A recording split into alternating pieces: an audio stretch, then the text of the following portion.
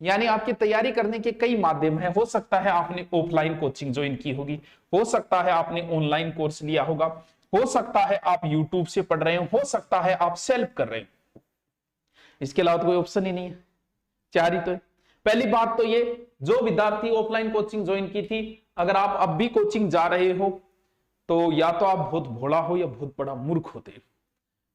छोड़ तो आपको एग्जाम से 1 महीने पहले ही देना चाहिए था, लेकिन अब भी आप जा रहे हो कि कुछ होगा, आपको कुछ ऐसा ब्रह्म ज्ञान दिया जाएगा, कुछ संजीवनी दी जाएगी, या फिर ये बच गया हमारा पूरा, इस उम्मीद से अगर अब भी आप जा रहे हो तो भाइयों थे बहुत भोला हो। छोड़ देना अब भी से। अब जो दिन बचे, अब दिन नहीं बचे, समय अपना बर्बाद मत करो। ऑनलाइन जो पढ़ रहे हैं, अब अगर आपका 80% हुआ है ऑनलाइन के अंदर आपका सिलेबस का मतलब सिलेबस संपूर्ण मिल जाता है, लेकिन 80% आप पढ़ पाए तो कोई बात नहीं, छोड़ दो।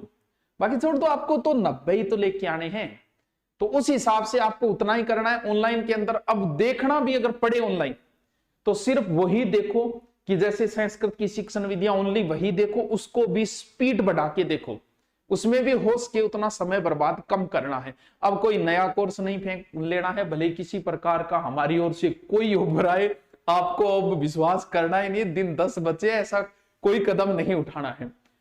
कुछ बच्चे यूट्यूब से पढ़ रहे थे, यूट्यूब को भी वही फॉर्मूला रखो, समय बर्बाद मत करो इनके चक्रों में।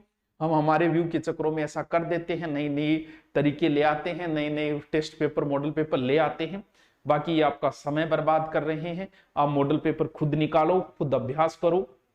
यूट्यूब पे भी देखना है तो सिर्फ अपलोड वीडियो देखो, उसके अंदर भी क्या देखना है, उसको भी स्पीड बढ़ा के, जो नहीं आ रहा है वो ओनली, अब ये नहीं पुराने वाले रिपीट डबल मार्क करता जा रहा हो, नहीं आ रहा है वो भी स्पीड बढ़ा के आप देखो।